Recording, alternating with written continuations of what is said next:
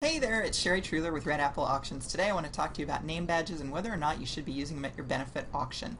Now first, what are we talking about? Just to make sure we're on the same page here. I took one from last night's event. You probably won't be able to see it in the camera because sometimes the light is so bright that you can't see the writing on it, but I'll hold it up here. This is on a standard Avery size label that has the name in first name in larger font. I've crossed out the last name of this individual, but it was in smaller font underneath the first name. And then here we've got the table number that she was seated at and the bid number that she was assigned that night. Up here in this corner is a logo of the auction event that year. Very nice. Simple, easy to read, and this is on a sticky back. So your standard stickiness back here. Well, I get it. If you're having a formal event, this might not be part of the dress code for the night. Women are wearing strapless gowns. They may have elegant beading up here. Something like this might be a bit too informal, wouldn't fit in. People wouldn't wear it because it would affect their outfit. Okay, but there is a real trend in casual events. I see a lot of events where people are wearing jeans, business wear, and so forth, even cocktail wear. These will work. Now here's why I'm such a big fan of name badges. First, people don't remember names, and they want to remember names. They want to be helped in trying to recall who someone is.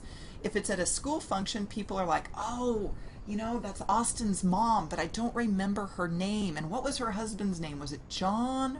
Ron? I know it was a short name. What was it? Honey, do you remember what Austin's parents' names were? That's what goes on. In other cases, at nonprofit events, people are networking. A few years ago, I worked an event for, 4 or 5 years. At that event, they would hand out they didn't hand out programs. On the table, on the seat, was a program, and then tucked into the program was a one-pager that listed the tables and the names of the people that were at each table. Nonprofit event, not a parent event, a nonprofit event, those one-pagers disappeared fast. The programs would stay behind, but those one-pagers disappeared. People would carry them around. They were doing business networking. They wanted to know who was seated at different tables. They'd make their way over there and introduce themselves. That's what disappeared. Why? Because people want to know who else is there. They want to see those names. So that's the first reason, is I just think it's very helpful. People don't recall names. They want to know who's there. This is a way to help your guests socialize.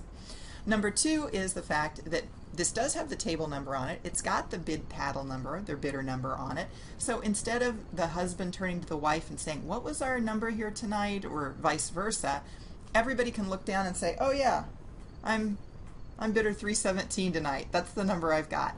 So you aren't having to carry a bid paddle around. You aren't having to really carry anything around. I worked an event in Florida. When I walked in to register myself, the only thing that I was given was a name badge. That's it. Around the silent auction, I'm carrying nothing in my hands. Now, that leads me to the third reason I like these name badges.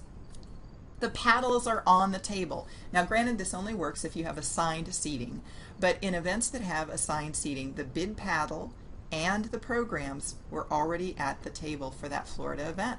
So consequently, it alleviated the guests from having to carry anything in their hands during the reception. They could eat, they could hold a cocktail glass, they could shake hands without being encumbered with holding any other materials. So there you have it, the 3 reasons I'm such a fan of name badges. It helps people to socialize. Number 2, you've got a convenient spot to remember your bid number. And number 3, it frees up your hands as you're walking around the reception area.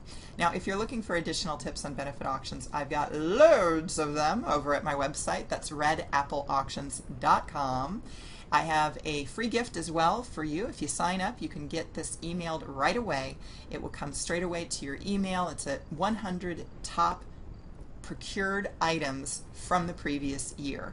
So these are the items that sold exceptionally well in the benefit auctions I worked around the country last year. It's a great tool to use for your next procurement meeting, just to get some ideas going in your committee's heads of what you should be getting or targeting. I'm Sherry with Red Apple Auctions. As always, good luck to you in your benefit auction.